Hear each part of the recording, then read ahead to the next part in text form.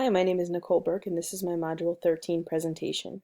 This week we're taking a look at the user experience with websites. As an IDD major, I've been required to make a few websites, and it's always important to think about the user and how their experience will be impacted by my design.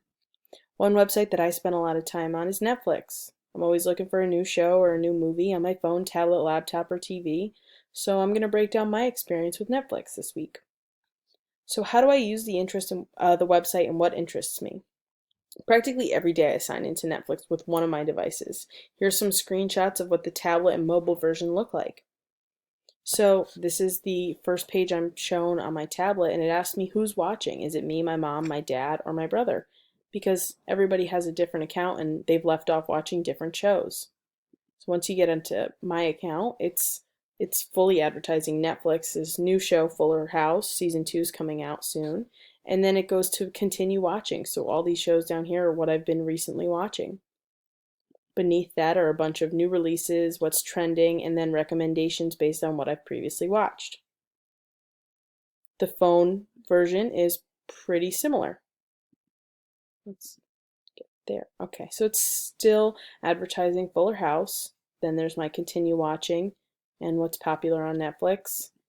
What's trending, watch it again is another option that is shown, and then more recommendations. Here's the desktop version. It's still showing Fuller House, and then there's the continue watching and a bunch of different trending, watch it again, recently added, things like that. So my interactions on the site are kind of limited because most of the time I simply go on and click continue watching. Whatever I watched last is what I'm looking to watch. But there are other times where I'm looking for a movie and scrolling through the entire site. It's actually pretty interesting.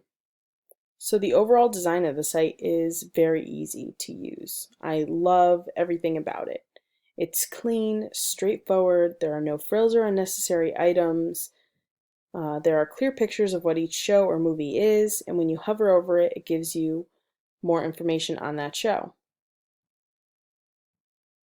So if I were down here, it'll show me information for the show The Crown.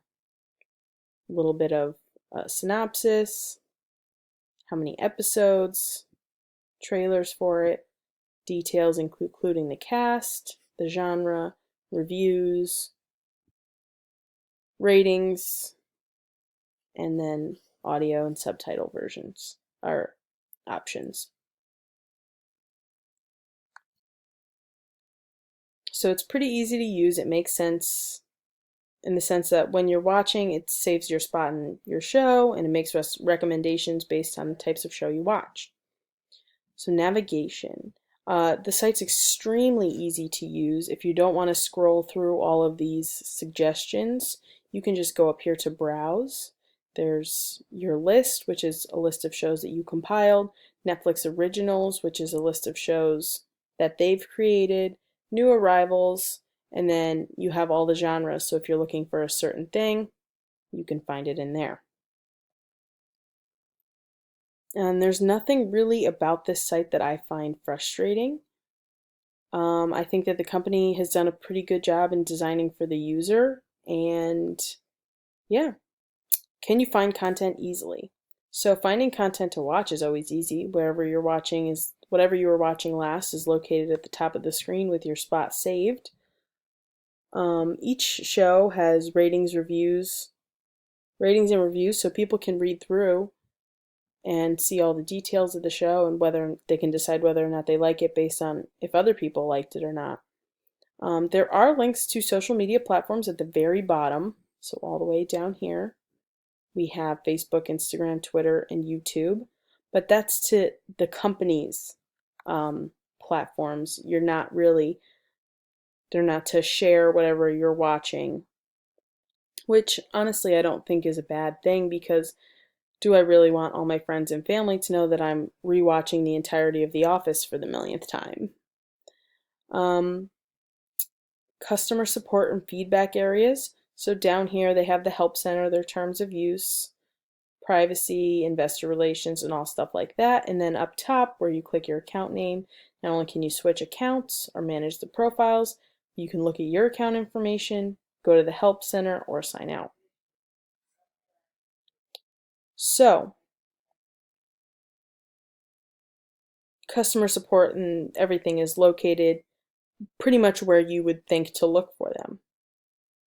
I definitely feel that user experience was considered in creating this site because of how easy it is to use. Everything is simple to find. There are no frills or elements that are distracting and useless. Everything on the site serves a purpose.